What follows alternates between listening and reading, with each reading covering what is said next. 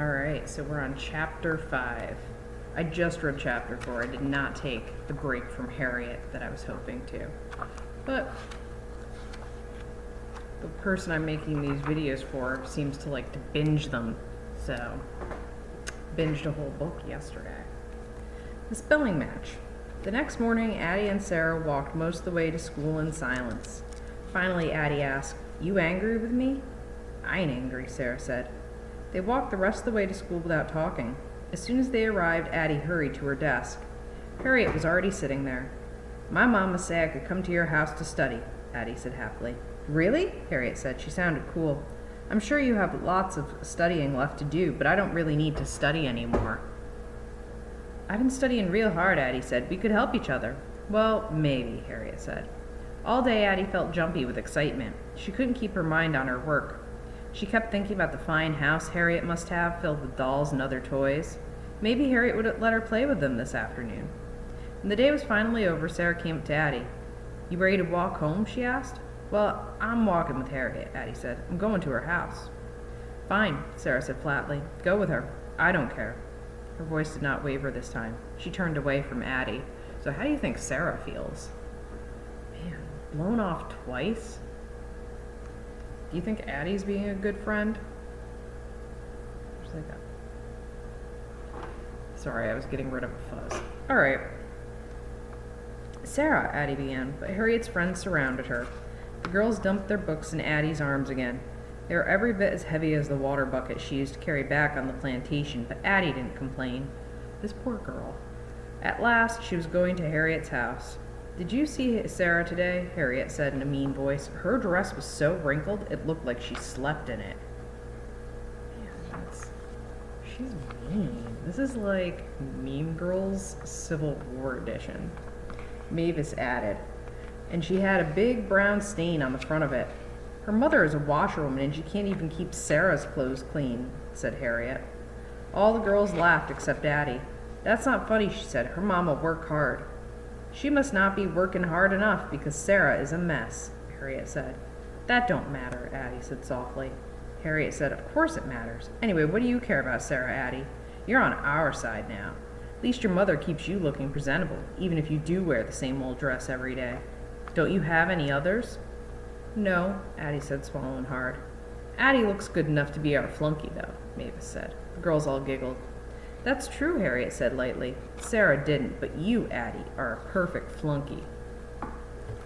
So here's the girls walking down the street. Oh, my book is, falling apart. And there's Addy struggling with all the books. Is this focusing on me? Just a piece of book falling off. The book was probably purchased when it first came out, so it's, almost 30 years old.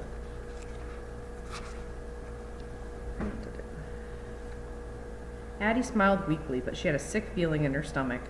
When the girls reached Mrs. Ford's shop, Harriet suddenly took her books from the pile Addy was carrying. Addy was confused. "Hey, I can go with you all today," she said. "I can study at your house, Harriet." "I don't think so. Not today," Harriet said. "But the spelling match is tomorrow," Addy protested. Harriet shrugged. "Maybe you can come someday, but not today," she repeated. "Come on," she said to the other girls. They grabbed their books and hurried away, leaving Addy alone at the shop door. Addy stood there, unable to move. Finally, she ran up to the garret and threw herself on the bed. Her face burned as if she had been stung by a swarm of bees. Sarah had been right. Harriet did not want Addy to be her friend. She just wanted Addy to be her slave. And even worse, Addy had chosen to be her slave. Addy reached for the cowrie shell Mama had given her and cried with shame. The next day was the day of the spelling match. When Addy woke up, Mama was already at the stove stirring a pot of grits. Addy got up and washed in a small basin beside the bed. She looked for the pink dress that Mama always laid out over the back of her chair, but her dress wasn't there. In its place was a blue skirt and jacket, trimmed in black braid and a crisp white shirt. Addy stood staring at them.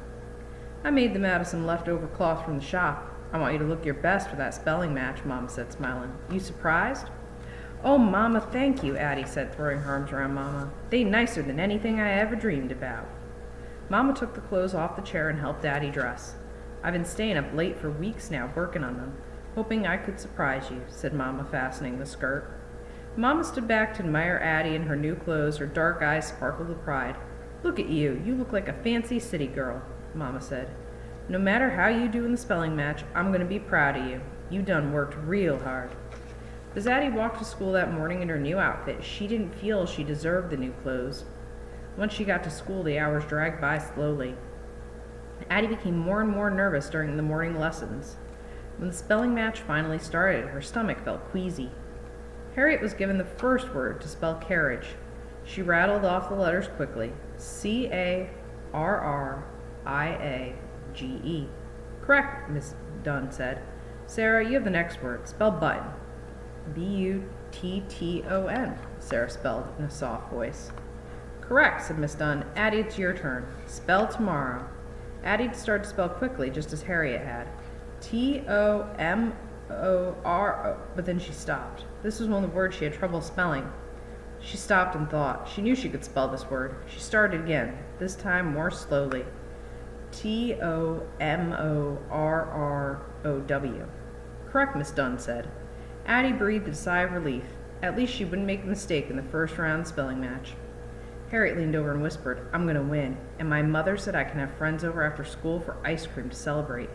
She said I could bring 5 girls. I might ask you." Harriet. Gotta have some coffee. It's too early for Harriet. It's only 8:30. Addy said nothing. Her stomach felt worse. After 2 rounds, half the class had missed a spelling word and had to sit down. Addy was glad that Sarah was still in the contest. Sarah's next word was account. Sarah began, A-C-C, and then she paused. Addy closed her eyes. O-U-N-T, she thought. "Come on, Sarah, you can spell it. A-C-C-O-U-N-T. Sarah began again. A-C-C-O-N-T, she said. "I'm sorry," Miss Dunn said, "that's not correct." Addy's turn was next. She took a deep breath. She knew how to spell the word, but she didn't want to hurt Sarah anymore. She decided she would spell it wrong on purpose to apologize to Sarah. But before Miss Dunn called on Addy, Harriet whispered to her again. "I can't believe Sarah missed such an easy one," she said. "She is so dumb." Man, Harriet is not a good friend. Not nice, not a good person. She's 9, I shouldn't judge, but so help me.